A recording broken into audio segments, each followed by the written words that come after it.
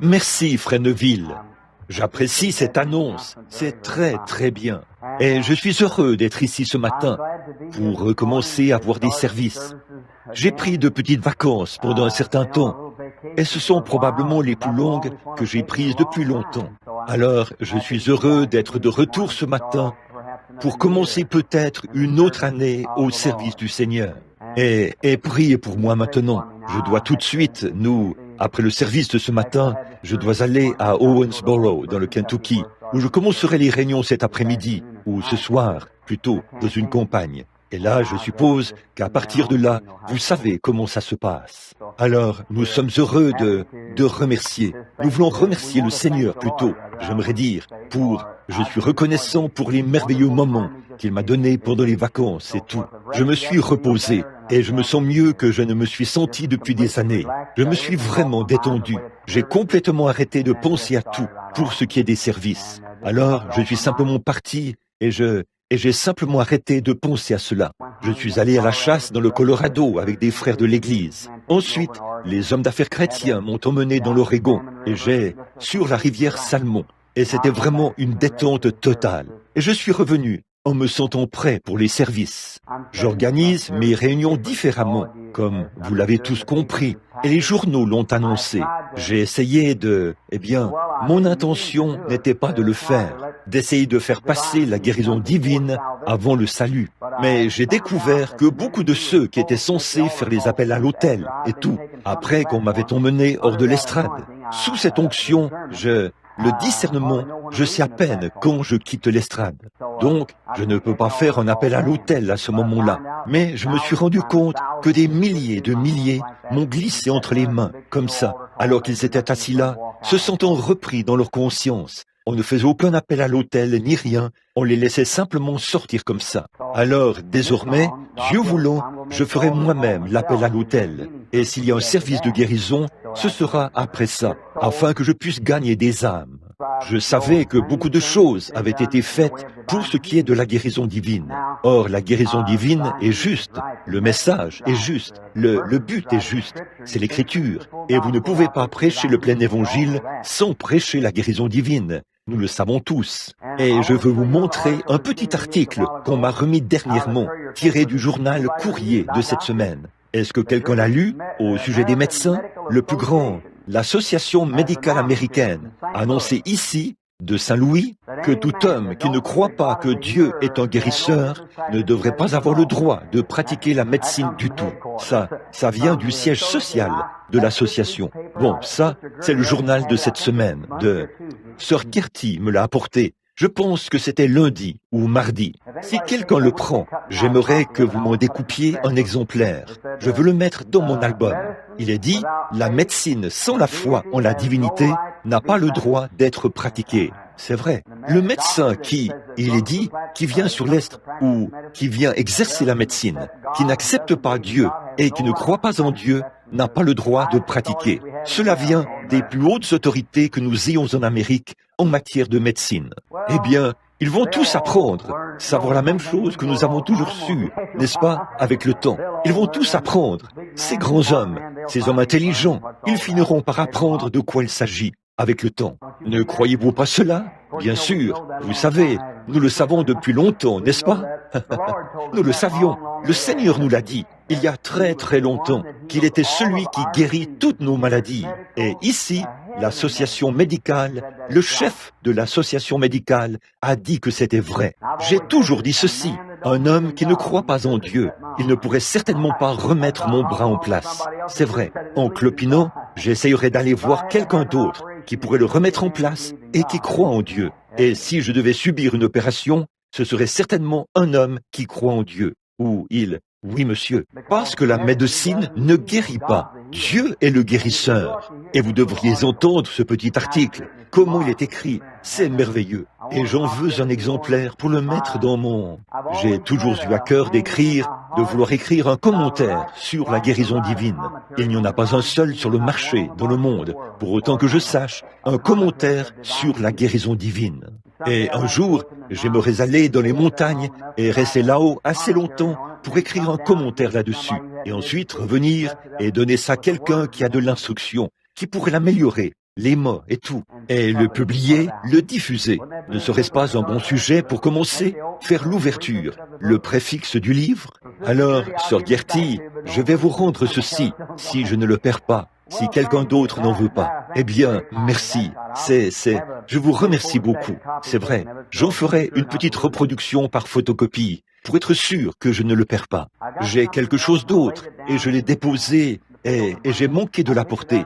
Je l'ai pris à Bombay, il y a quelques semaines. Il y a eu un grand tremblement de terre là-bas. Comme vous l'avez compris, à Bombay et là-bas en Inde. Et des milliers de gens étaient sans abri et tout. Ce qu'il y a, c'est qu'avant que ceci se produise, tous les oiseaux et les animaux sauvages ont quitté cette région complètement. Puis, après que tout a été terminé, ils sont tous revenus. Oh là là! Dieu avertit ces oiseaux et tout. Enlevez-vous du chemin. Les oiseaux accepteront l'avertissement de Dieu, mais ces enfants ne le feront pas. Voyez, ils ne veulent pas écouter. Voyez, mais tous les oiseaux sont partis vers, si bien que tous ont quitté toute la région. Pas un seul d'entre eux n'a été tué, ni rien. Ensuite, ils sont tous revenus après que les volcans et tout, les éruptions se sont arrêtées. Alors, ils sont revenus. Voyez, ils ont échappé à la grande tragédie. Donc, ça montre bien que le même Dieu qui les a appelés à entrer dans l'arche du temps de Noé, il vit encore aujourd'hui. Il est toujours le Seigneur. Bon, je crois qu'il y avait autre chose. Oh oui, seulement l'annonce de... J'apprécie vraiment notre pasteur ici, Frère Neville, comme étant un vrai serviteur du Seigneur. Dès que quelque chose, vous savez, un vrai berger veillera. Et s'il y a quoi que ce soit qui ne va pas chez les brebis, il surveille, prêt à agir, n'est-ce pas? Un vrai berger. Mais un mercenaire se sauve et laisse les choses aller, et cela tue les brebis. Et, n'est-ce pas vrai? Mais un vrai berger est sur ses gardes. Un petit tract a été distribué et envoyé cette semaine à beaucoup de membres de l'Église ici, si j'ai bien compris. C'était au sujet d'une doctrine, d'une secte qui a pris naissance en Virginie occidentale. Et il n'y a là rien. Mes amis, il n'y a là rien de nouveau. C'est vieux. Et il nie Jésus, que son nom est Jésus. Et là, le pasteur, dès qu'il a découvert cela, il est venu me voir à toute vitesse et m'en a parlé. Quelque chose doit être fait. J'ai dit, eh bien, sûrement que l'Église, qui est suffisamment affermie dans l'Évangile de Jésus-Christ, sait ce qu'il en est. Voyez, il sait qu'il lui donne le nom de Yahweh, Yeshua, Yahweh. Eh bien, notre cher vieux frère Ryan, qui vient ici de temps en temps, il est aussi pris dans cette affaire-là. Et Madame Larson, qui était ici avec nous autrefois, elle est aussi mêlée à cela. Et elle amène tout un groupe à commence. Maintenant, mon ami chrétien, le mot Josué. Les gens disent qu'il y a des fautes d'impression dans la Bible, qu'on l'a mal interprété et tout. Regardez, ne faites pas attention à ce que les gens disent, qu'il y a des fautes d'impression dans la Bible. S'il y a une faute d'impression dans ceci, qu'ils disent pour une autre chose, qu'il y a une faute d'impression dans ceci, sur quoi placez-vous votre foi? Ceci est la parole de Dieu, exactement comme elle est ici. Voyez, et je la crois strictement comme... Or, la parole de... Maintenant, voici un fait. Cette dame qui est venue me voir ici, il y a quelque temps, elle ne croyait pas que son nom était Jésus. Elle a dit, son nom devrait être Jéhovah Junior. Alors j'ai dit, Madame, voyez, ce qui arrive, mes amis, c'est que les gens qui ont de telles pensées, des réceptacles pour les ismes, tout à coup, ils reçoivent un esprit d'égarement et ils dérivent et croient une erreur. Ils sont tout simplement prêts pour quelque chose comme ça. Ne faites pas ça. Non. Soyez affermis. La Bible dit, soyez fermes, inébranlables. Voyez, progressant toujours en Christ. Or, la toute première personne que j'ai jamais renvoyée de ma maison, c'est cette femme. J'ai dit, ne venez pas ici, si vous ne pouvez pas venir parler de quelque chose d'autre que ça. Parce que je crois que Jésus-Christ est le Fils de Dieu. Et j'ai dit, voilà ma foi, elle est fondée sur cela. Mais là, le mot, pour que vous compreniez, quand vous le prenez, notez-le. Josué. En réalité, le mot correct, c'est Josué. voyez. Maintenant, je veux dire quelque chose ici. Olka Yuva. Je doute que quelqu'un, à l'exception de Billy Paul là-bas, sache ce que cela signifie. Olka Yuva. Est-ce que quelqu'un sait ce que signifie le mot Kitos? Est-ce que quelqu'un sait ce que signifie le mot Bayadankie? Est-ce que quelqu'un sait ce que signifie le mot Dankeschön? Une main pour Danke, deux, très bien. Que signifie le mot merci? C'est ce que j'ai dit chaque fois. Olka Yuva, Kitos, Dankeschön, Bayadankie. Voyez, tout ça c'est merci. Mais je l'ai simplement dit dans différentes langues. Joshua, c'est le nom de Jésus en hébreu, c'est tout. Si c'est en anglais, c'est Jesus, qui veut dire Joshua, Josué, Joshua. C'est exactement la même chose, voyez. Maintenant, si vous voulez dire, eh bien, vous devriez le dire en utilisant le mot hébreu. Alors, nous devrions dire tout le reste en utilisant les mots hébreux, voyez. Alors, nous devrions tous comprendre l'hébreu et laisser l'hébreu être le dialecte international.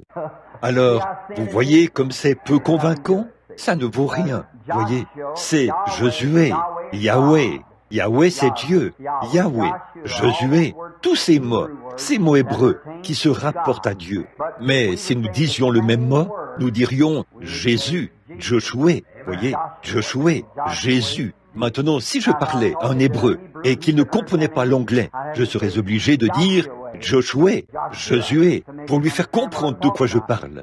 Mais si je vous parlais à vous ce matin et que je me mettais à dire Josué, vous vous demanderiez ce que je dis. Je dirais Jésus. Voyez, c'est le même mot, la même chose.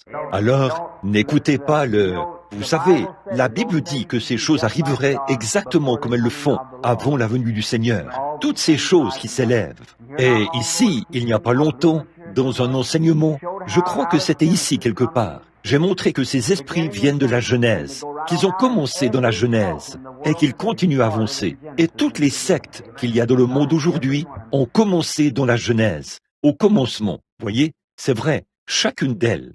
Babylone a commencé, tous les différents Hittes, et ainsi de suite. Tout a commencé là-bas, et tous ces différents dieux, et ainsi de suite. Ils se sont mis à adorer jusqu'aux racines des arbres, et tout. Ces choses se sont propagées tout au long. Et observez la nature de ce qu'ils ont fait. Si vous étudiez ça d'un point de vue historique, ce qu'ils faisaient à cette époque-là, comment ils adoraient, et que vous regardez ça ici aujourd'hui, vous trouvez cela ici même, dans une autre secte, dans le christianisme, et ainsi de suite, dans la même chose, des imitations.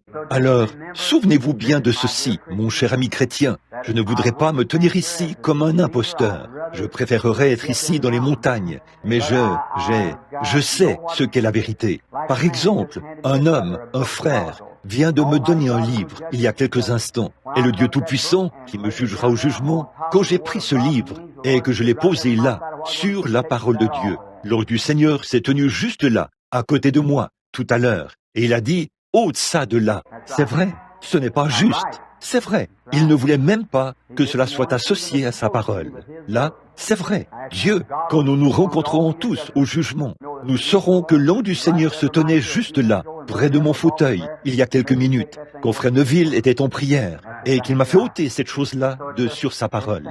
C'est tout à fait vrai, voyez. Donc, c'est simplement, ce sont des choses qui ne sont pas justes. Et cet homme me l'a donné pour que je le lise. Cet homme lui-même, un frère ici dans l'église, il a dit, regardez ça. Eh bien, je l'ai simplement pris dans ma main. Alors c'est tout ce que j'en savais. Mais le Saint-Esprit savait que ce n'était pas juste. Donc, ce n'est pas juste. Alors voici la parole de Dieu. En dehors de ceci, notre foi est fondée sur ceci. N'est-ce pas? Je crois que la prochaine annonce à laquelle on doit penser cette semaine, je n'avais pas l'intention de commencer, où je cherchais à savoir si j'allais venir ici, au tabernacle, pour avoir quelques soirs ici, comme je vous l'ai promis, et je le ferai peut-être juste un peu plus tard. Mais un pauvre et cher frère est venu chez frère Wright l'autre jour et s'est frayé un chemin à travers ces buissons là-bas, vers frère Roy Robertson et moi. Il est dans une situation terrible et il voulait que je vienne là-bas pour faire quelques soirs de réunion chez lui. Il a annoncé que ce serait 8 soirées et il avait ce Sportsdrome là où nous étions la dernière fois, à Owensboro, avec frère Rogers. Et je lui ai dit de ne pas le faire, de seulement m'accorder 2 soirs et de le faire dans son église, là-bas, là. J'ai dit, eh bien, qu'est-ce? Je n'ai pas jeûné et prié. Il a dit, frère Branham, si vous veniez simplement chanter un cantique, ce serait très bien. Donc, il m'aime à ce point-là, alors je vais là-bas pour l'aider cet après-midi et prier pour moi. Il se peut que je reste encore quelques jours, mais je l'ai seulement annoncé pour 2 jours. Donc, je cherche à savoir ce que le Seigneur veut que je fasse. Et vraiment mes amis, alors que je me rends compte que, en voyant mon frère qui a maintenant 50 ans là, et sachant que j'aurai moi-même 46 ans, je sais que ce ne sera plus très long avant que Et si je suis vivant, je n'ai plus beaucoup de temps pour me promener comme je le fais en ce moment. Je serai un homme très âgé, donc incapable de le faire. Et je veux, sachant que je ne serai mortel qu'une seule fois, je veux que chaque minute de mon temps soit utilisée pour le Seigneur Jésus. Alors, quelqu'un dira, eh bien, alors, pourquoi êtes-vous allé sur la montagne? Eh bien, mon frère, si je n'y allais pas, j'ai bien peur que je perdrais la boule, si ça continuait comme ça. On doit se reposer. Et j'ai dit à ma femme, qui est présente ici quelque part ce matin, j'ai dit, en venant ici, j'ai dit, tu sais, je crois que je suis un bien meilleur chrétien quand je sors des montagnes que quand j'y vais. Parce que je deviens tellement... Les gens entendent ceci, et certains d'entre eux viennent. Eh bien, le Seigneur a dit que vous deviez faire ceci, et ainsi de suite. Et ça m'embrouille complètement. Mais quand je sors de la montagne, je suis reposé. J'aime tout le monde. Et vous savez, on retrouve simplement son état normal. Voilà ce que c'est, frère Neville. Maintenant, je vais faire de mon mieux maintenant pour terminer dans environ... Oh oui, les classes de l'école du dimanche. Bon, où vont-ils, frère Neville? La classe de l'école du dimanche, les petits-enfants et ceux-là iront au fond du bâtiment. Et si les adultes désirent s'approcher un peu plus, eh bien, soyez vraiment à l'aise de le faire. Si vous avez vos petits ici ce matin, que vous aimeriez les envoyer à l'école, eh bien, envoyez-les là-bas. Je suis sûr qu'ils ont un bon professeur là-bas, qui ne leur enseignera rien d'autre que le Seigneur Jésus. Et maintenant, pour nous qui sommes les adultes, lisons un psaume avant de commencer. Aimeriez-vous faire ça? Prenons le psaume 70, un psaume court dans nos Bibles, et lisons ce merveilleux psaume, le psaume 70. Je viens juste de tourner les pages là, et mes yeux sont tombés sur cela. Je suppose que nous pourrions simplement prendre celui-là. Maintenant, comme d'habitude, habituellement, nous levons, et je lirai le premier verset, et vous le deuxième, et ainsi de suite jusqu'au dernier, et nous le lirons tous ensemble. Maintenant, levons-nous, pendant que nous lisons ce psaume.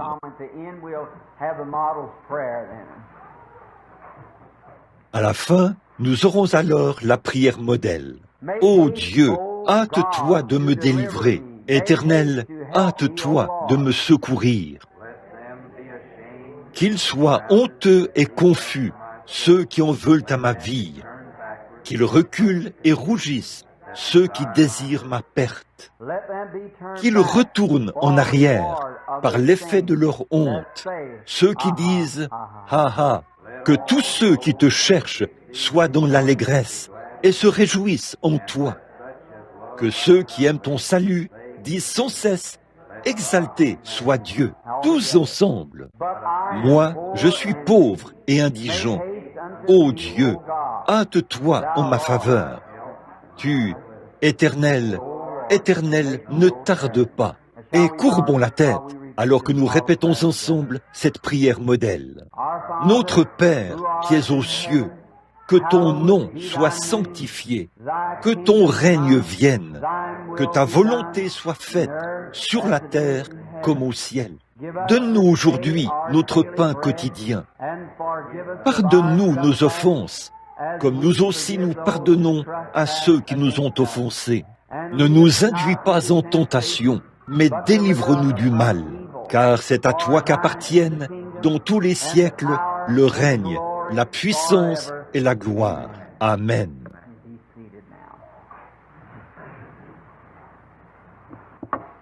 Vous pouvez maintenant vous asseoir.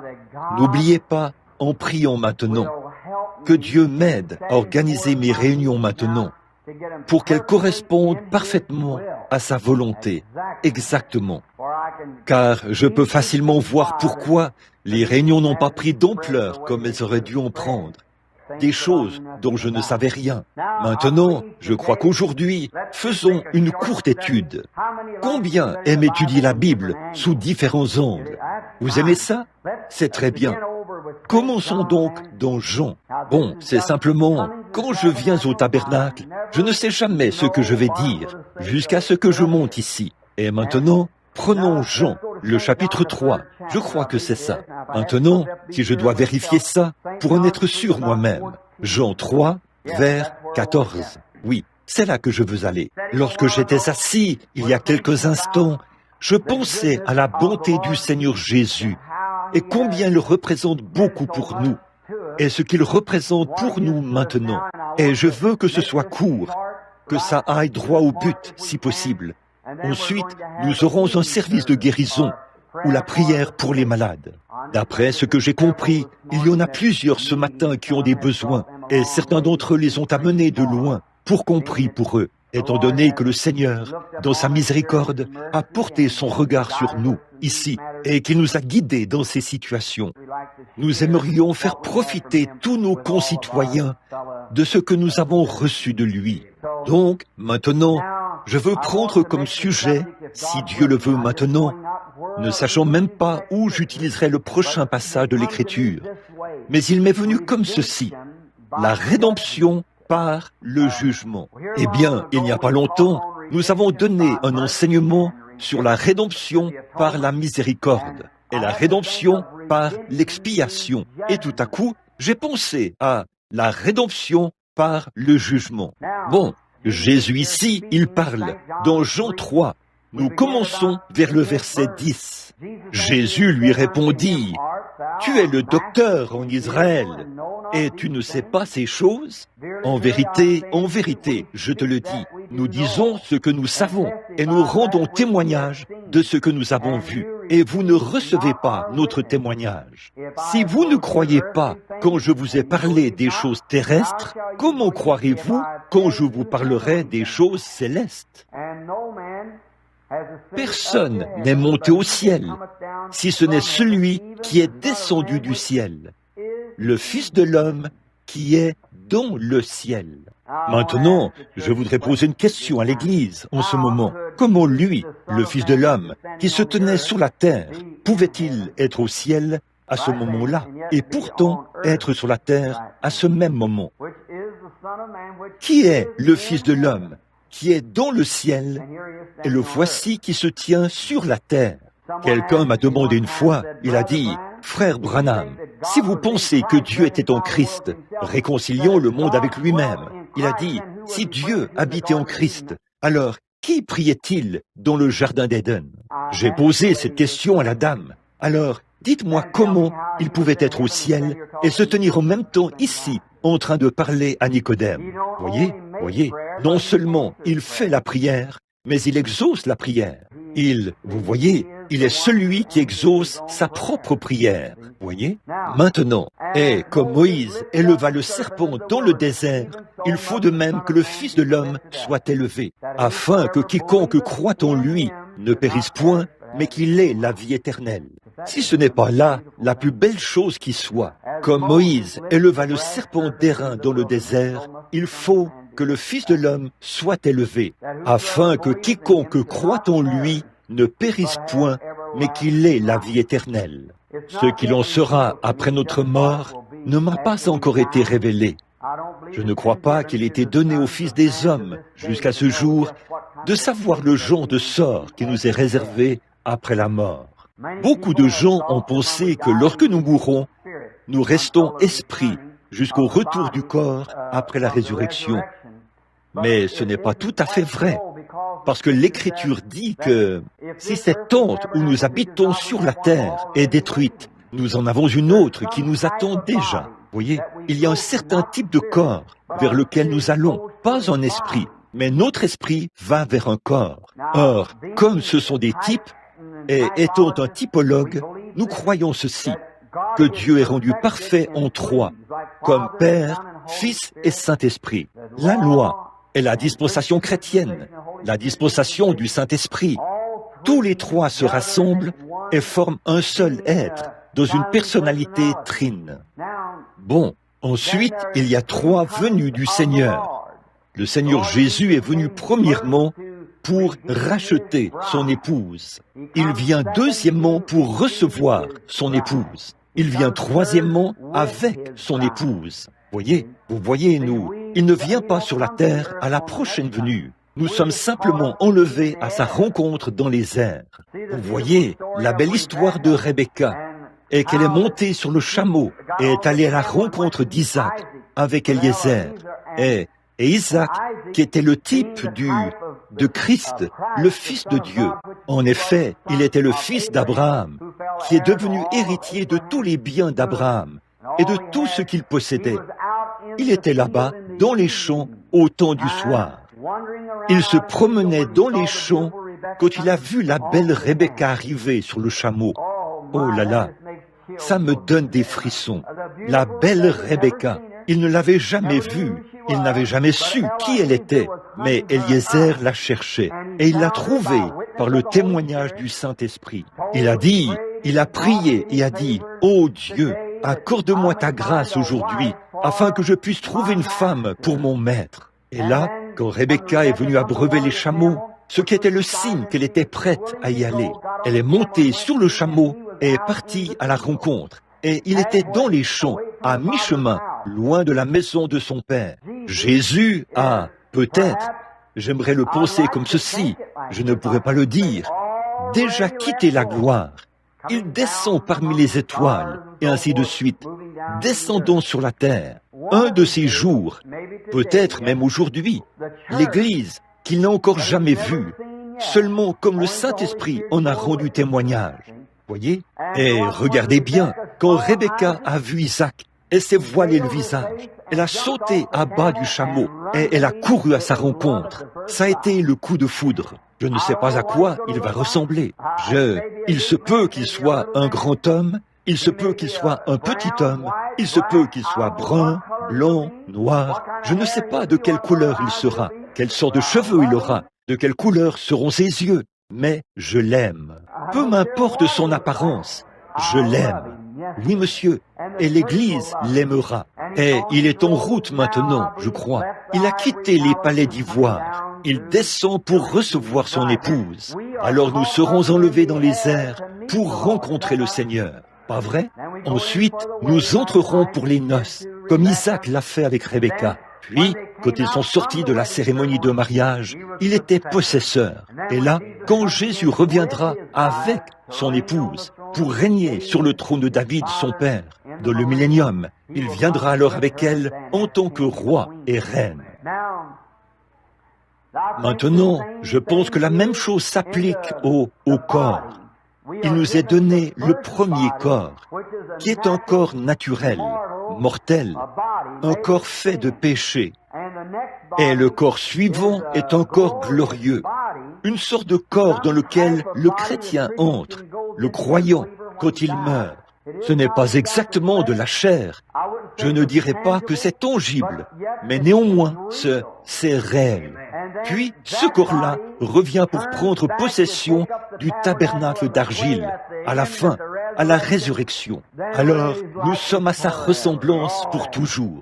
Oh, c'est vraiment merveilleux. Écoutez, vous dites, frère Branham, ça, vous voyez, si c'était un esprit, vous ne pourriez pas le voir. Mais ce n'est pas un esprit. Écoutez, quand la magicienne d'Ondor a fait monter l'esprit de Samuel, ou Samuel, Saül l'a reconnu. Il se tenait là, vêtu de son manteau de prophète.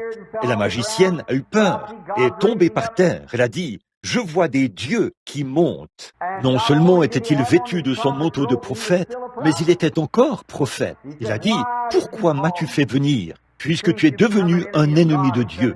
Il a dit, « Demain, tu seras avec moi. » Il a dit qu'il tomberait au combat et que son fils tomberait. Exactement ce qui arriverait. Ils se sont tenus là et l'ont reconnu. Eh bien, vous dites, frère Branham, je n'en serais pas aussi sûr. Très bien. Qu'en est-il du moment où Jésus était sur la montagne de la transfiguration? Et voici que Moïse et Élie, les deux se tenaient là, et Pierre, et Jacques, et Jean étaient là et les regardaient. C'est vrai, oui, nous serons quelque chose quand nous partirons d'ici.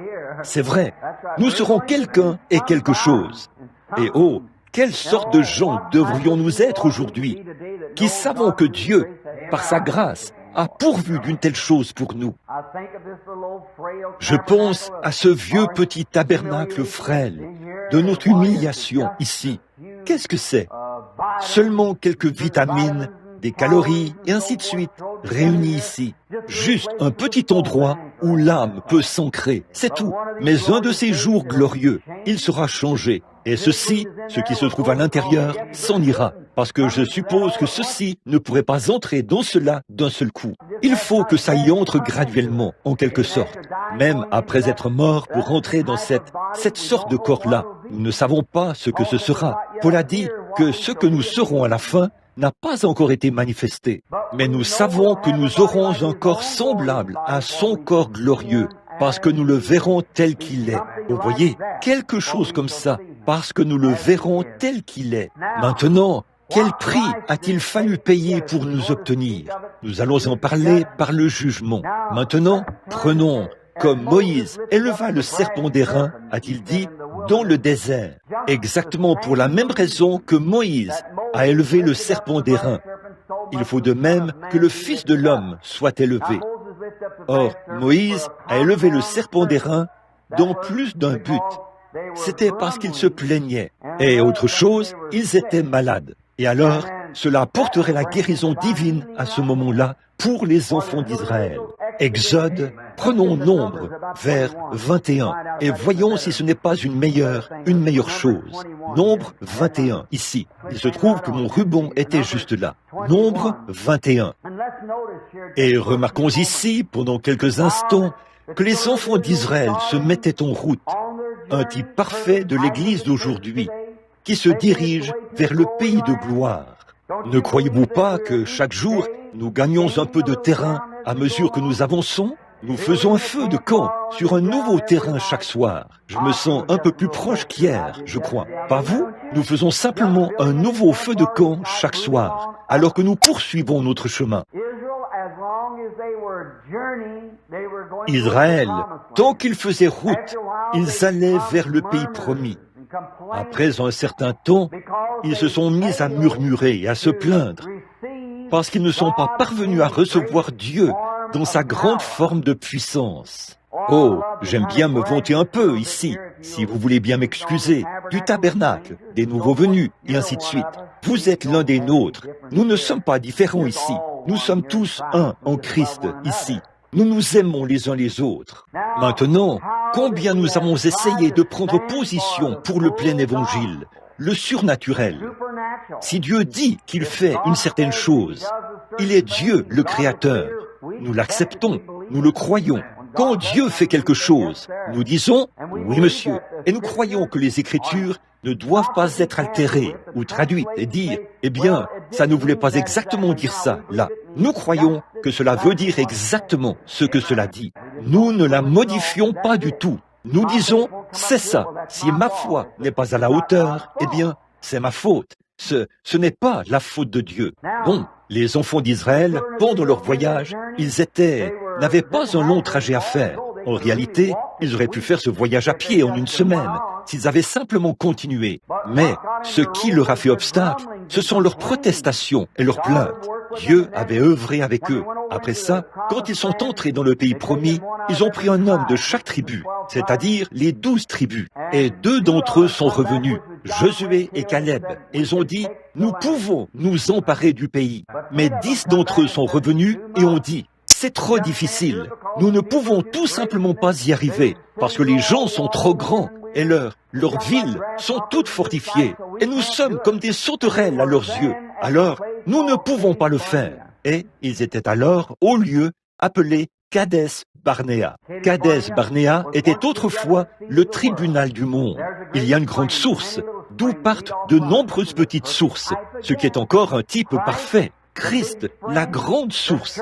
L'Église, la petite source, provenant de Christ. Le tribunal. Le jugement commence par la maison de Dieu. C'est ici que nous sommes jugés. Et n'est-il pas dommage que, quand nous voyons que nous sommes dans l'erreur, que nous faisons la mauvaise chose, que nous ne menons pas une vie correcte, que nous avons de mauvaises fréquentations et tout, de voir que nous ne sommes pas assez grands pour nous avancer et dire « Oh Dieu, je suis désolé, c'est moi qui ai tort. Tu as raison et j'ai tort. Et pardonne-moi, aide-moi à faire mieux la prochaine fois. » Si seulement nous étions à ce point sincère quant à nous-mêmes.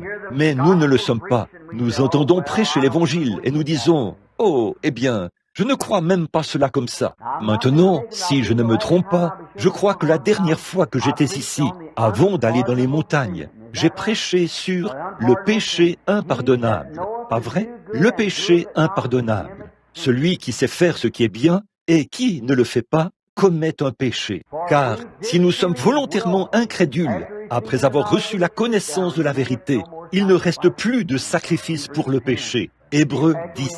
Vous voyez, après que nous avons la connaissance de la vérité, de ce que nous devrions faire et que nous refusons de le faire, alors nous ne pouvons pas aller plus loin avec Dieu jusqu'à ce que nous le fassions. Vous voyez? Dieu nous présente simplement quelque chose pour nous montrer que nous devrions arrêter ce genre de vie, que nous devrions cesser de vivre pour le monde tout en faisant profession d'être chrétiens. Et là, nous continuons directement à faire la même chose. Alors, nous ne pouvons pas aller plus loin avec Dieu. C'est justement là l'endroit où cela nous a été révélé. Alors nous devons nous arrêter juste là, jusqu'à ce que nous ayons redressé la situation. Et ensuite, nous continuons avec Dieu.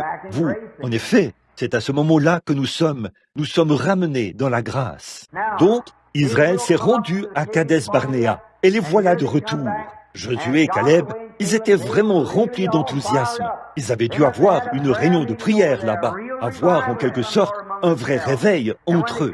Et à leur retour, ils ont dit, oui, nous pouvons nous en emparer. Mais les 10 autres ont dit, oh non, nous ne pouvons pas faire ça. Là, nous avons affaire à trop forte partie, un manque de foi. Voyez, écoutez, amis chrétiens, tout est basé sur la foi. Et la foi ne peut être ce qu'elle doit être que si elle se fonde sur quelque chose. Vous ne pouvez pas avoir la foi, dire, eh bien, je crois que ma conviction, c'est que ma conviction ne vaut rien si elle est contraire à la conviction de Dieu. Mais si ma conviction concorde avec la sienne, alors j'ai un fondement solide. Quoi qu'il arrive, nous y allons quand même, parce que Dieu l'a dit. Voilà, c'est le genre de foi qu'avaient Caleb et Josué. Or, Dieu a dit à Moïse, avant qu'il parte, il a dit à Abraham, avant même qu'aucun des enfants ne soit né, que lui et sa postérité que sa postérité séjournerait dans un pays étranger, mais qu'il leur donnerait la Palestine.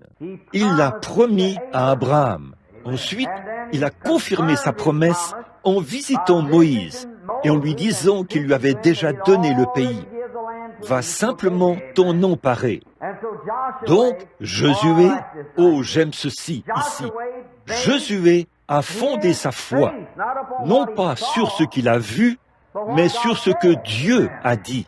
Peu importe la taille des géants, le nombre de clôtures qui entouraient la ville, la quantité de pièces d'artillerie qu'ils avaient, Josué a regardé à la parole de Dieu. C'est ce à quoi nous voulons regarder aujourd'hui. Vous dites, oh, j'ai tellement de hauts et de bas, frère Branham. Mais si seulement vous aviez mes hauts et mes bas. Il n'y a pas longtemps, une petite dame a rendu visite à un certain médecin. Et le petit médecin jurait, sautillait et s'emballait. La dame lui a dit, je ne ferais pas ça si j'étais à votre place, docteur.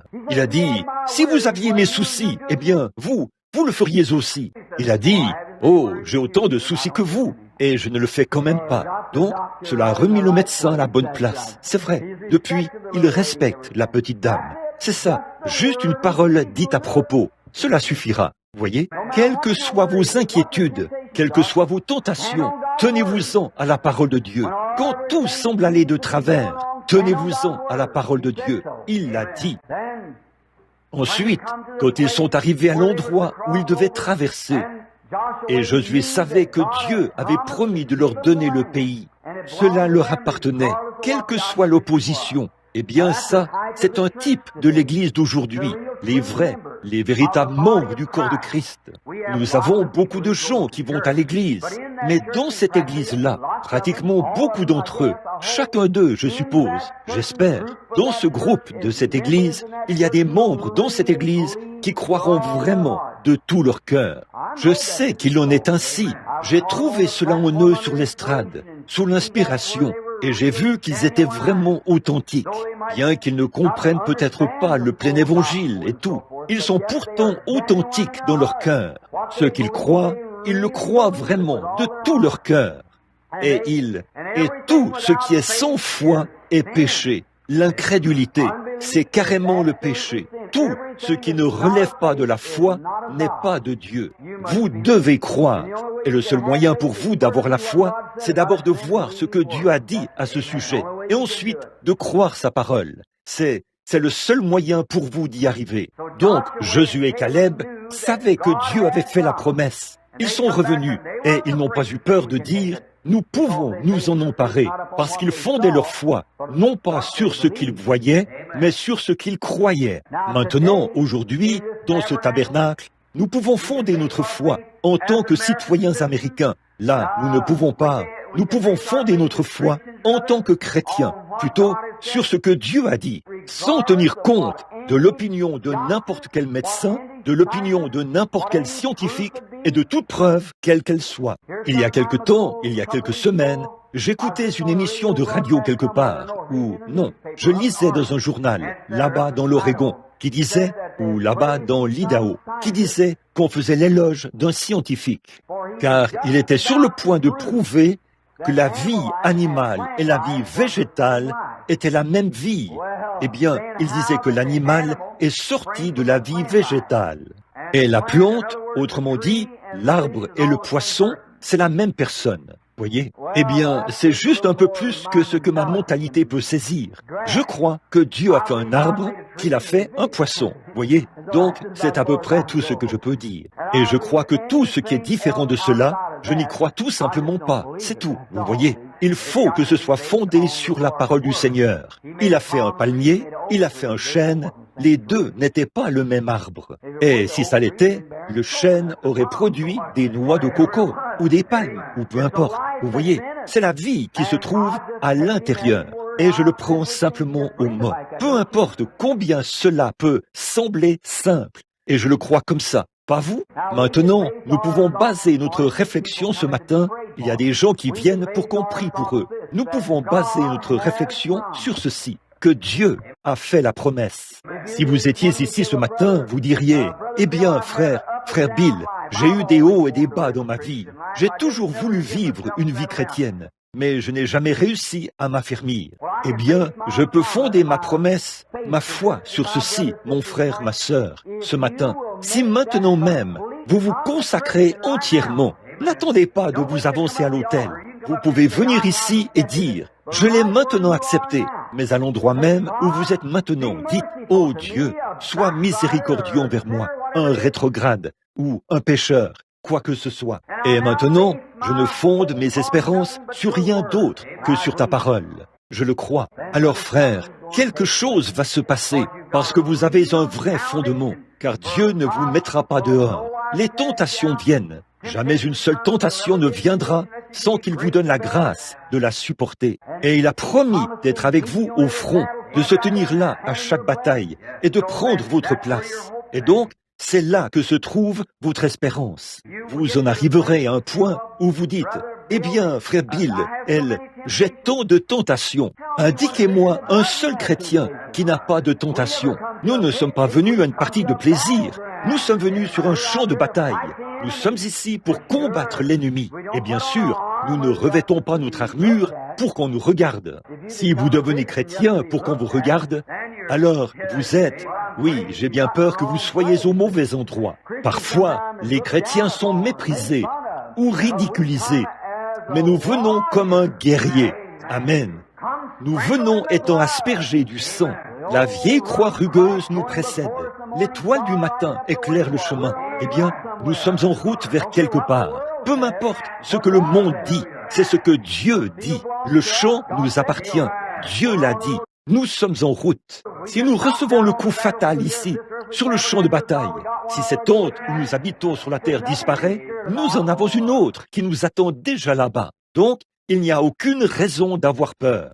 Oui, monsieur, tout nous appartient, parce que par lui, Christ a racheté tout cela pour nous. Il nous a aimés, et nous ne pourrions pas venir à lui à moins que Dieu nous attire à lui. Il a dit, « Nul ne peut venir à moi si mon Père ne l'attire premièrement. Et tous ceux qui viennent, je leur donnerai la vie éternelle, et je les ressusciterai au dernier jour. » Quel souci avons-nous? Il n'y a aucune raison de s'inquiéter, aucune raison d'avoir peur. Vous dites, qui sera président? Nous aurons une dépression. Pour moi, ça n'a pas d'importance. Tout ce que je sais, c'est que Dieu a parlé et a dit qu'il allait me faire passer au travers.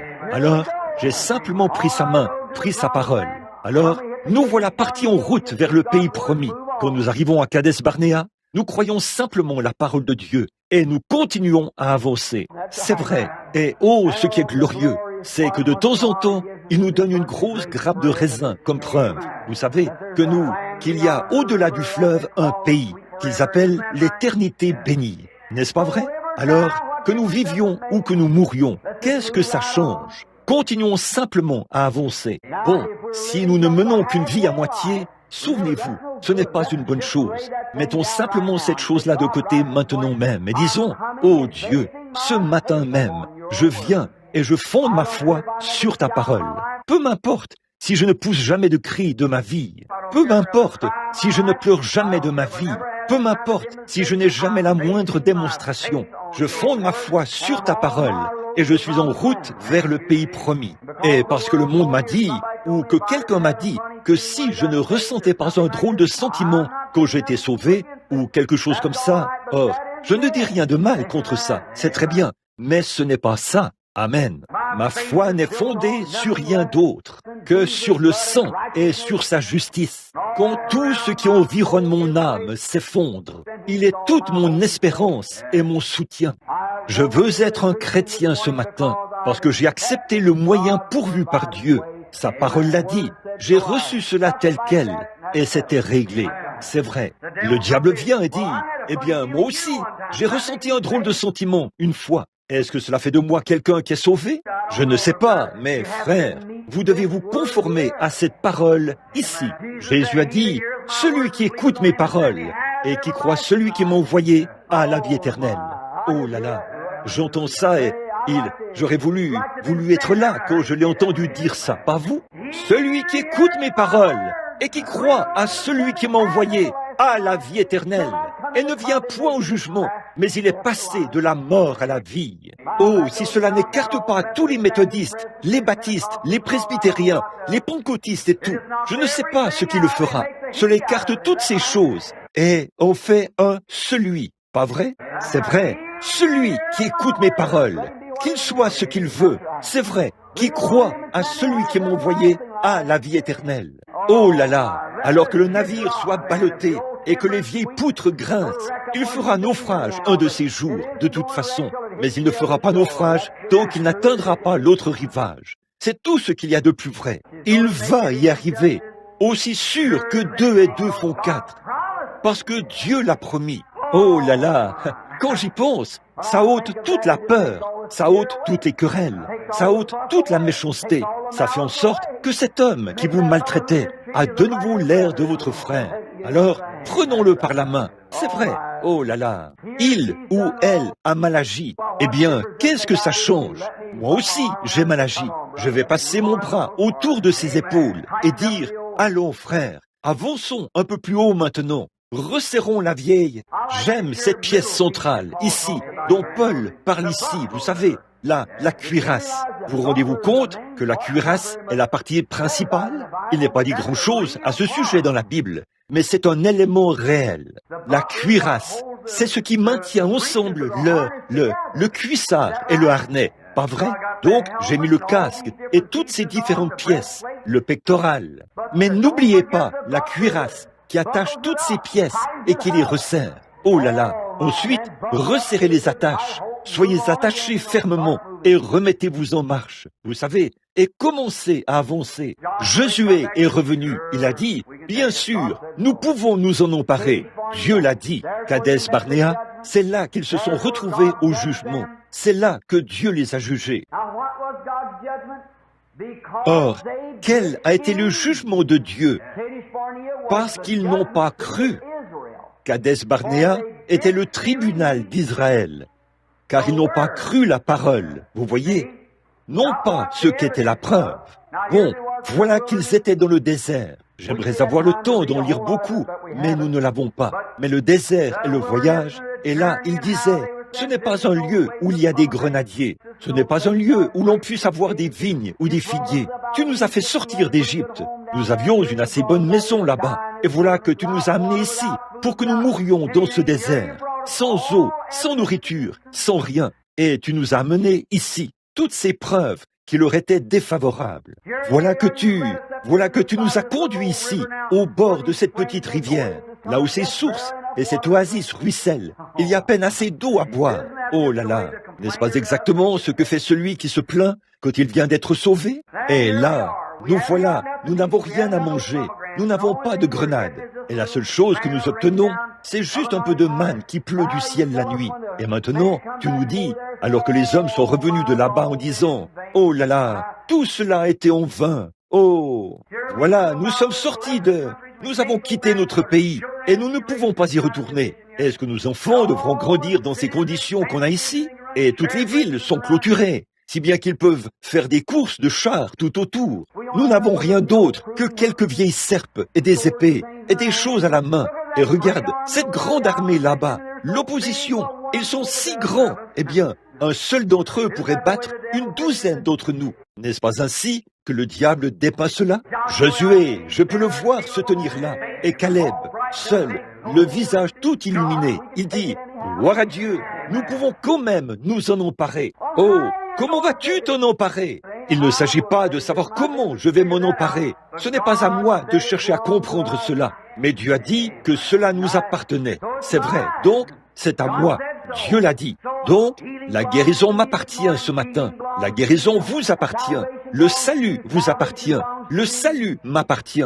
Vous dites, je n'arrive pas à mener une vie correcte.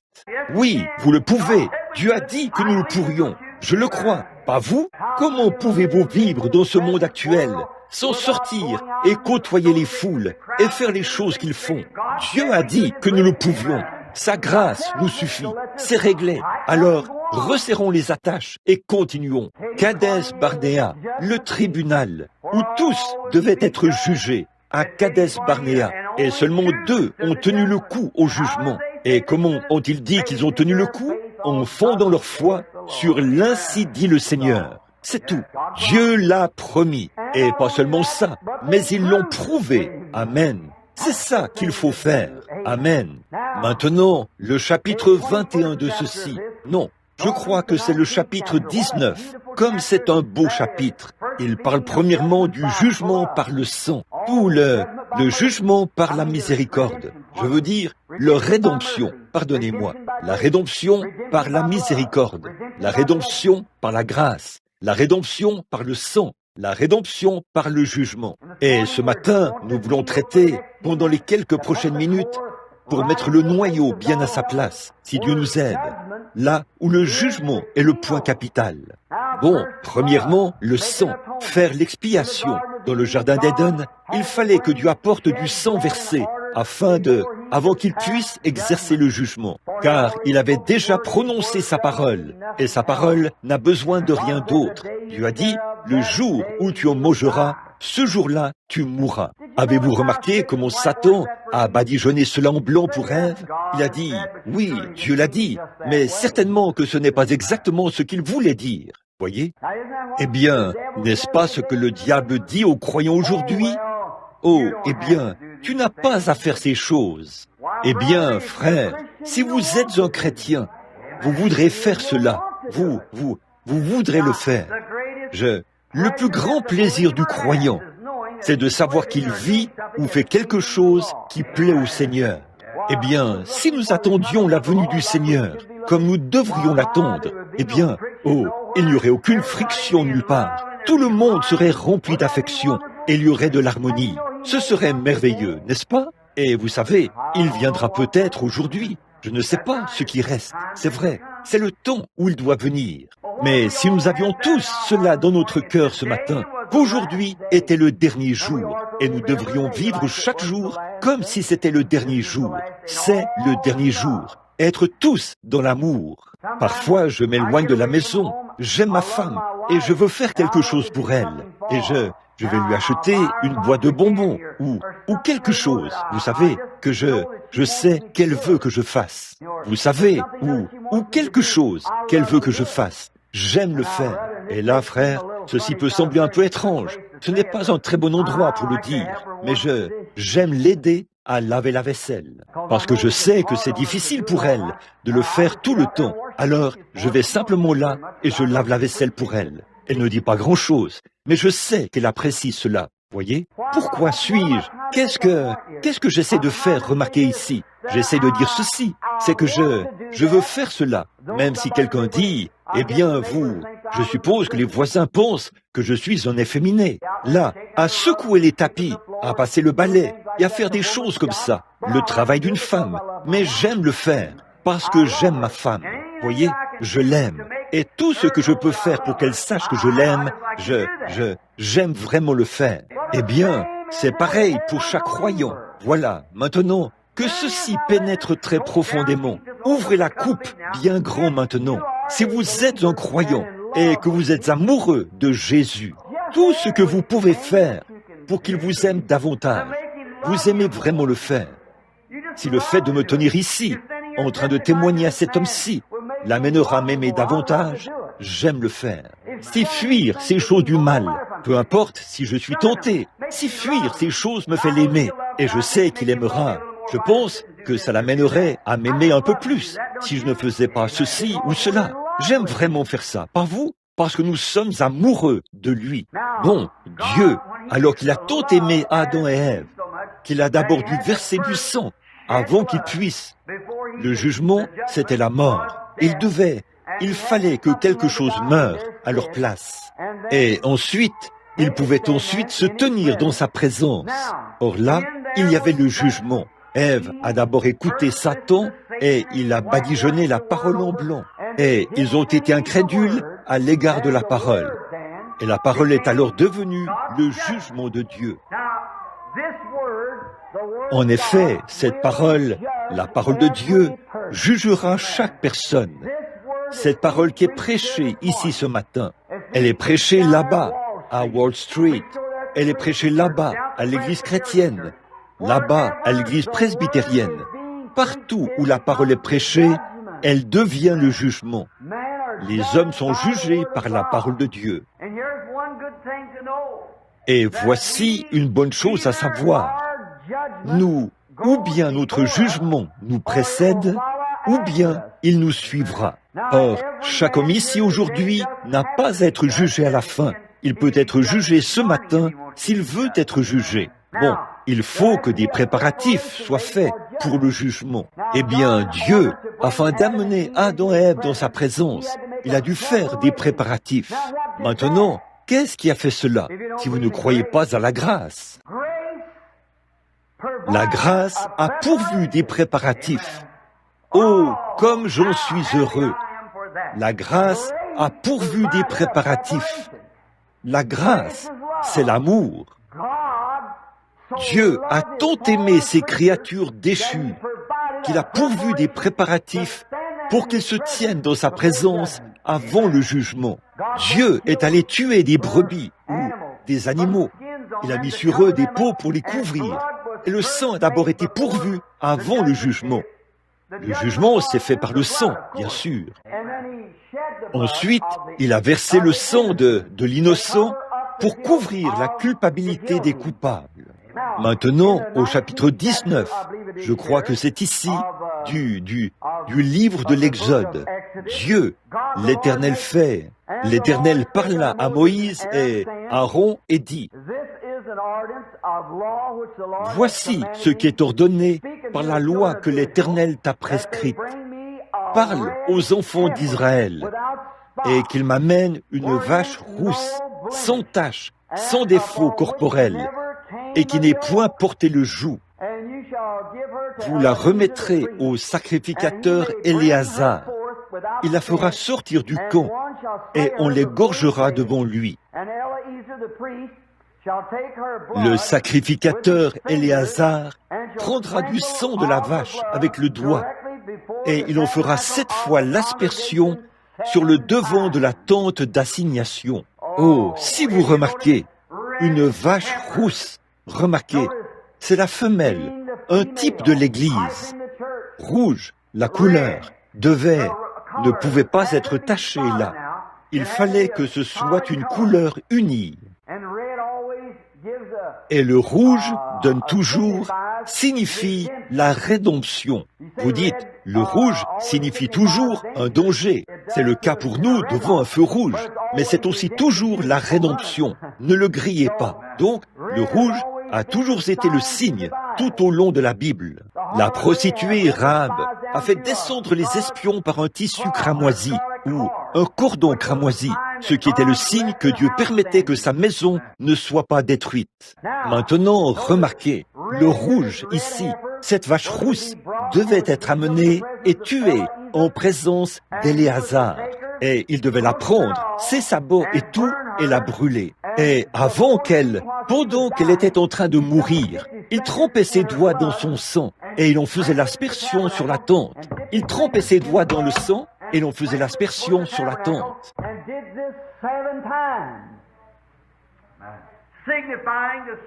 Et il faisait cela 7 fois, ce qui signifie les 7 dispensations, ou les 7 âges de l'Église, que l'Église serait aspergée du sang, que le jugement était placé sur la vache.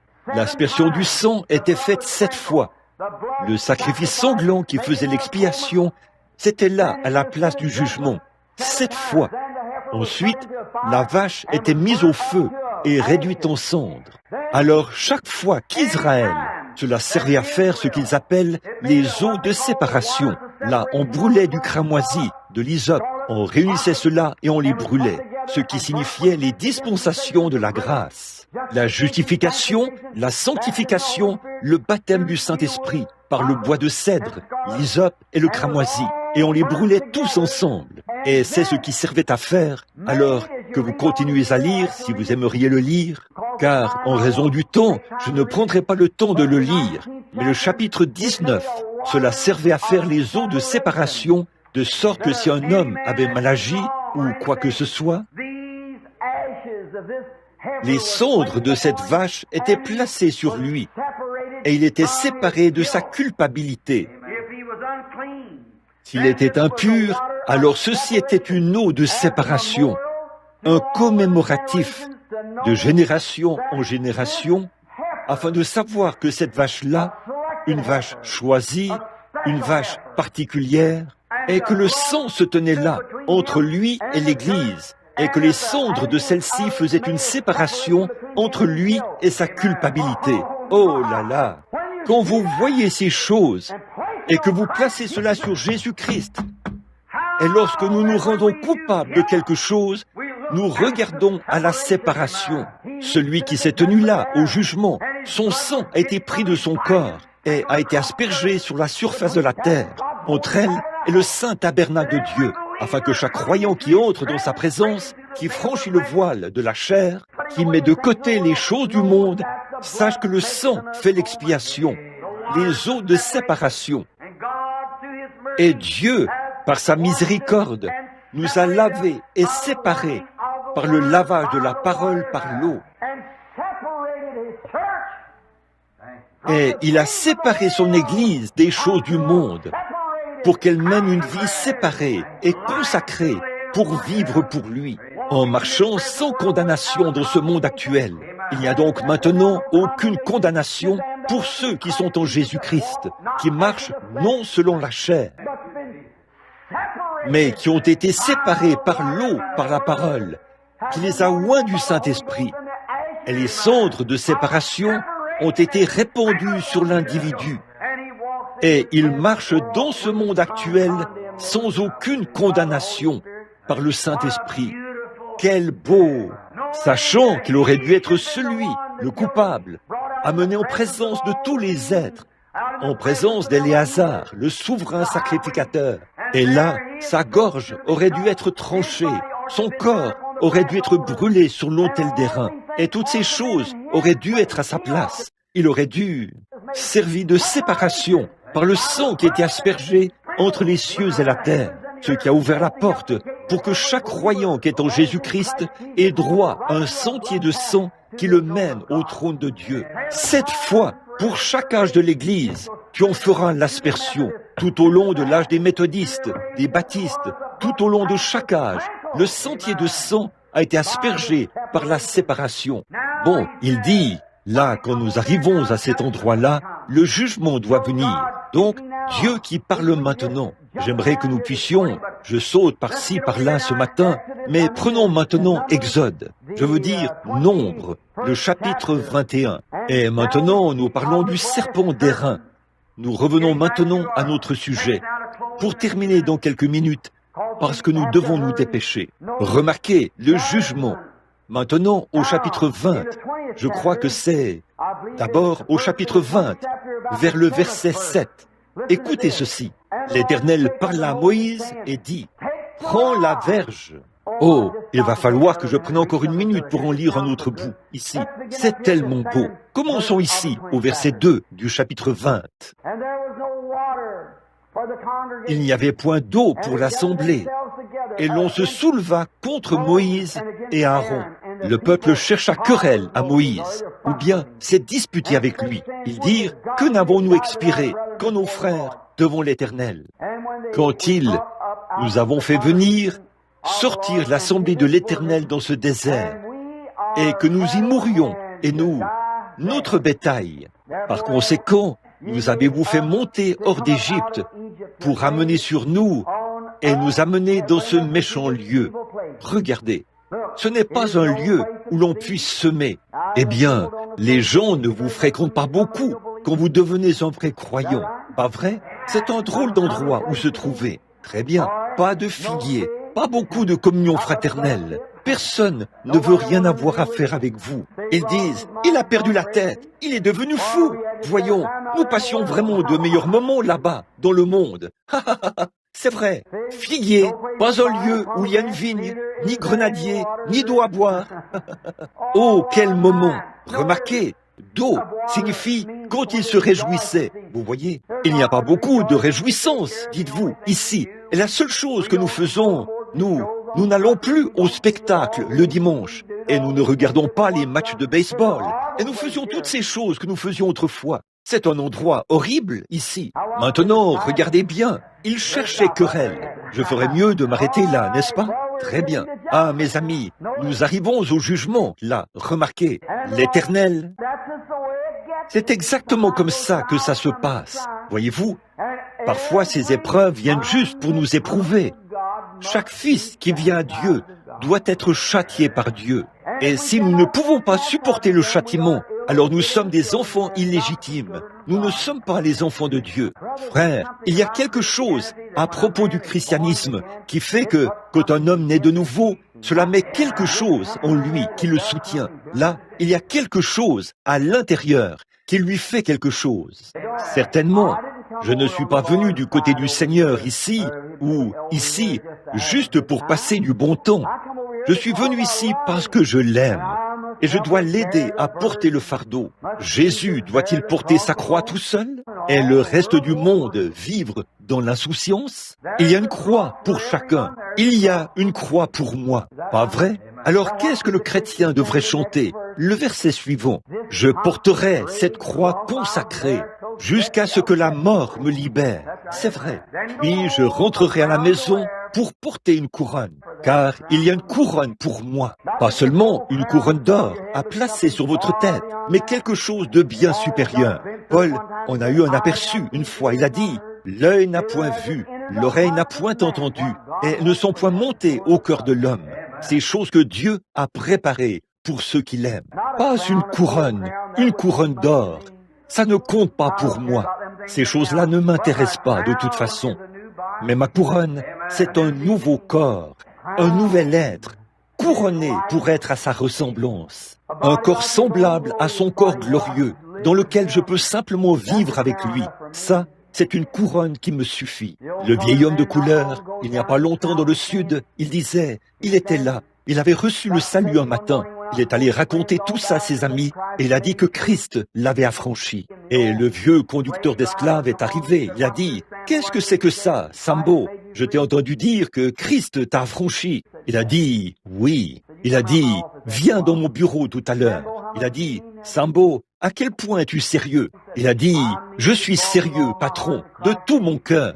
Christ m'a affranchi du péché et de la honte. » Il a dit, « Eh bien, si Christ t'a affranchi pour ça, a-t-il dit, j'irai là-bas demain matin signer les documents et tu seras libéré de l'esclavage pour prêcher l'évangile. » Il est allé prêcher l'évangile. Après bien des années, après avoir gagné beaucoup de ses frères blancs à Christ, le vieil esclave se mourait et beaucoup de ses frères blancs sont venus de nombreux endroits pour le voir. Donc, il pensait qu'il était mort. Et il est resté couché là pendant un moment. Puis, il s'est tourné et a regardé. Et il a vu qu'il... Ne suis-je pas déjà entré là-bas? Il a dit, ne suis-je pas déjà là? On a dit, oh, Sambo, a-t-on dit, n'as-tu jamais? On a dit, es-tu allé dans... Qu'est-ce que tu as vu? Il a dit, oh, je me tenais à la porte. Il a dit, un ange est venu vers moi. Et il a dit, eh bien, Sambo, a-t-il dit, tu as fait une grande œuvre. Viens ici et reçois ta couronne, et ta robe, et ta place. Et il a dit, oh, ne me parlez pas de robe et de couronne. Il a dit, qu'est-ce que tu veux faire, Sambo? Il a dit, laissez-moi simplement me tenir ici pour le regarder. Il a dit, c'est la seule couronne dont j'aurais jamais besoin, le regarder. Laissez-moi simplement me tenir ici pendant 1 million d'années et poser mes yeux sur celui qui m'a affranchi du péché et de la honte. Je pense que c'est à peu près le sentiment de chaque croyant ce matin. Je ne veux pas aller au ciel pour porter une couronne. Je ne veux pas y aller pour porter une robe. Je veux aller là-bas pour voir celui qui m'a aimé et qui m'a racheté alors que j'étais complètement perdu et que j'étais dans le monde, et qui m'a lavé, renouvelé et fait de moi une nouvelle créature dans sa présence. C'est lui que je veux aller voir. Je veux le voir. Peu m'importe s'il y a des grenadiers à cet endroit, si on y passe de bons moments, s'il y a la famine, s'il y a quoi que ce soit, peu importe. Rien ne peut nous séparer de l'amour de Dieu qui est en Jésus-Christ. Je crois que c'est la question des jugements ce matin, des choses que les gens font. Et souvenez-vous, mes amis, le seul moyen pour vous d'avoir cela ce matin, quelqu'un a pris votre place. Dieu a tant aimé le monde qu'il a donné, a placé tous ces grands jugements sur lui. Regardez là, ce rocher, quand il les a appelés là-bas, devant le rocher, ils ont frappé le rocher et il y a eu un creux sur le côté du rocher. Or, ce bâton qui était dans la main de Moïse n'était pas le bâton de Moïse, c'était le bâton de Dieu. C'était la verge du jugement de Dieu. Observez comment il a jugé Israël avec cette verge. Il est allé là-bas et Moïse a tendu la verge. Des mouches sont arrivées. Il a tendu la verge, des ulcères sont apparus. Et le jugement était déversé sur l'Égypte à cause de ce bâton du jugement. C'était le jugement de Dieu qui était dans le bâton. Et remarquez ce jugement. Quand la sécheresse a frappé le rocher et qu'il y a eu un creux dans le rocher, ce rocher, c'était Jésus-Christ. Et tout le jugement que vous auriez dû recevoir, chacun de vous, les croyants, ce matin, tous les jugements que vous auriez dû subir, toute la condamnation et toutes les fois où vous vous êtes éloignés, toutes les choses déplaisantes que vous avez faites, Dieu, dans son amour, a frappé toutes ces choses sur son Fils, Jésus-Christ. Et il a été frappé sur le côté comme le rocher l'a été. Et du rocher est sorti de l'eau, et un peuple qui périssait, qui mourait de soif, a vécu parce que le bâton du jugement de Moïse, ou le bâton du jugement de Dieu dans la main de Moïse, livré sur le côté du rocher, cela a donné la vie à l'assemblée qui se mourait. Quel bel accomplissement, là, ce matin. Dieu a tant aimé le monde, les impies, les personnes qui ne sont pas aimables, qu'il a donné son Fils unique, afin que quiconque croit en lui ne périsse point. Mais le jugement, j'aurais dû mourir pécheur, vous auriez dû mourir pécheur. Nous ne sommes pas dignes du ciel. Il n'y a rien que nous puissions faire qui puisse nous rendre dignes. Regardez simplement comment nous l'avons traité. N'avez-vous pas un peu honte ce matin? J'ai honte. La façon dont nous l'avons traité. Et pourtant, dans sa miséricorde, Dieu a pris tous mes péchés et les a placés sur son Fils. Et là, le jugement a tranché son côté en deux, a enfoncé la couronne sur sa tête, et les larmes, les crachats et tout, qui coulaient sur son côté. Il a payé le prix, afin que vous et moi n'ayons jamais à subir le jugement. Je pense à ce petit cantique. Oh, quel amour précieux le Père a eu pour la race déchue d'Adam. Il a donné son Fils unique pour qu'il souffre et nous rachète par sa grâce. Vous le voyez suspendu sur le mont du Calvaire, souffrant là dans de pénibles douleurs, criant « Élie, Élie, Père, pourquoi m'as-tu abandonné ?»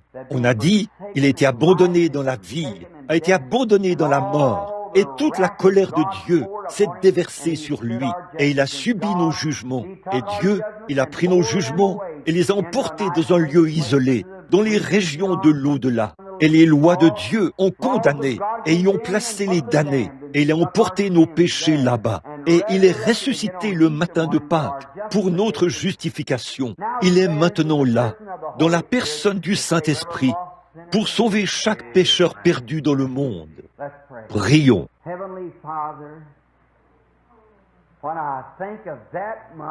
Père céleste, quand j'y pense, mon cœur se renverse en moi. Ô Dieu, que ma pensée se détourne aussi de tout ce qui est impie, afin que je puisse te servir. Accorde ce même privilège à chaque personne ici, afin que ceux qui sont ici ce matin et qui n'ont pas encore senti qu'ils étaient tout à fait chrétiens, ils ont en quelque sorte pris ces choses à la légère. Et, ils avaient une idée qu'il y avait quelque chose là-dedans, mais ils ne t'ont pas encore abandonné leur vie. Seigneur, accorde qu'à cette heure même, ils s'abandonnent à toi, maintenant même, par la parole. La foi vient de ce qu'on entend, et ce qu'on entend vient de la parole. Maintenant, qu'ils savent que Christ a pris leur jugement, et que tout ce qu'ils ont à faire, c'est de confesser leurs péchés maintenant même, dans leur cœur, et de dire, « Seigneur, sois miséricordieux envers moi, un pécheur. » Et tu pardonneras chacun d'eux, humblement et dans la douceur. Peu importe s'ils ont eu de la rancune, ou s'ils ont été égoïstes, ou s'ils ont mal agi, s'ils ont péché de quelque manière que ce soit, Père, tu leur pardonneras à l'instant même. Et à partir d'aujourd'hui, puissent-ils concentrer leurs espérances et leur foi sur ce que tu as dit, afin que nous, comme Josué et Caleb, puissions posséder le pays un jour, l'immortalité. Accorde-le par ton Fils.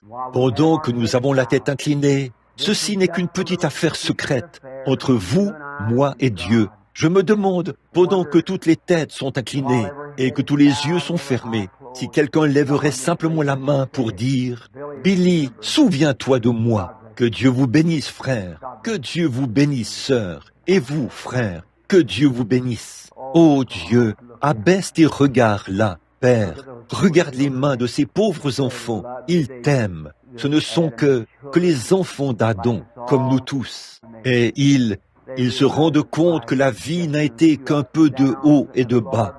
Et Seigneur, mais ils veulent accepter Jésus maintenant même. Ils veulent le faire du plus profond de leur cœur. Ils ne s'appuient plus sur quoi que ce soit d'autre que sur ta parole. Car tu as dit, celui qui écoutera ma parole et qui croira à celui qui m'a envoyé aura la vie éternelle. Sauve-les à l'instant et ôte toute leur culpabilité de ces très nombreuses mains qui se sont levées et qu'à partir d'aujourd'hui, ils se consacrent de nouveau, maintenant même, fraîchement à toi. Tu connais toutes choses. Tu connais les secrets du cœur. Et je prie que chaque personne qui est ici maintenant renouvelle ses vœux avec toi. Et Père, en tant que ton humble serviteur, indigne des bénédictions que tu me permets de partager avec les gens, je suis tellement désolé d'avoir dans ma vie commis tant d'erreurs. Et ce matin, je te demande, Père, alors que je repars sur le champ de travail, j'ai mis de côté tout ce que je pensais être contraire à ta volonté. Et je prie, ô Dieu, Alors que je pars seul avec toi, que tu m'aides, me guides, et je me consacrerai, Seigneur, à toi et à ton service, afin que tu sois glorifié par la vie de ton serviteur. Seigneur, le temps qu'il me reste, puisse-t-il être pour ta gloire. Ô Père, pardonne-moi toutes mes fautes, tous mes péchés et mes erreurs. Et je prie aussi pour les péchés et les erreurs de ces gens ce matin. Puissions-nous nous souvenir de ce jour où nous avons renouvelé nos vœux dans la maison de Dieu aujourd'hui.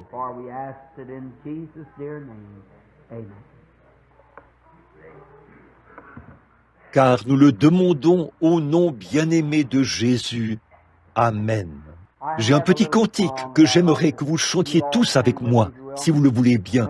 Beaucoup d'entre vous s'en souviennent. J'irai jusqu'au bout. Avez-vous déjà entendu chanter ça? Très bien. Chantons-le ensemble, même sans musique, si nous le pouvons maintenant. I'm going through, yes, I'm going through. I'll pay the price, whatever others do. I'll take the way with the Lord despise you. I've started through Jesus. I'm going through. Combien d'entre vous disent vraiment, Seigneur, voici ma main, je suis sérieux, par ta grâce, j'irai jusqu'au bout. Que Dieu vous bénisse, que Dieu vous bénisse. Et je sais que ça vient vraiment de votre cœur. Et maintenant, laissons de côté chaque petite chose. Et à partir d'aujourd'hui, non pas dire, Seigneur, je veux que tu donnes quelque chose de spécial. La seule chose que Seigneur, sur ta parole, Seigneur, je viens, me voici, et j'irai jusqu'au bout avec toi. Que le Seigneur vous bénisse. Maintenant, je pense que nous allons maintenant avoir, avant de passer à... Y a-t-il quelqu'un qui est ici pour qu'on prie pour lui, dont le corps est malade? Levez votre main s'il y a des gens pour qui on doit prier. C'est très bien. Juste avant que nous le fassions, avant que je l'oublie, là je crois, alors qu'il... Avez-vous un rapport de l'école du dimanche? Donnez-vous un rapport de l'école du dimanche? Très bien. La prochaine chose, alors, ce serait... Je crois que c'est l'offrande de l'école du dimanche. J'avais oublié ça. Est-ce que les anciens s'avanceraient? Teddy, viens au piano, si tu le veux bien. And let the elders come forward for the Sunday school offering at this time. Et que les anciens s'avancent maintenant pour l'offrande de l'école du dimanche. Ensuite, nous aurons le service de guérison dans quelques instants. Et maintenant, courbons la tête un instant.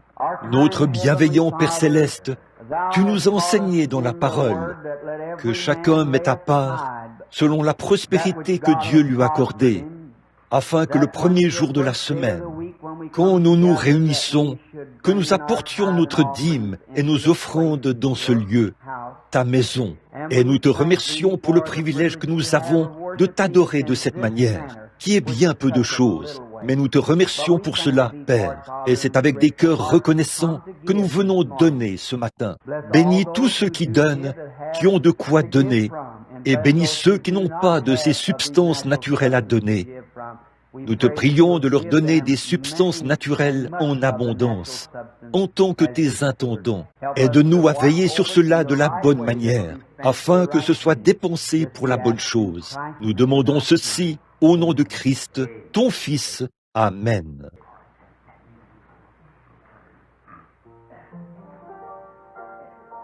Très bien.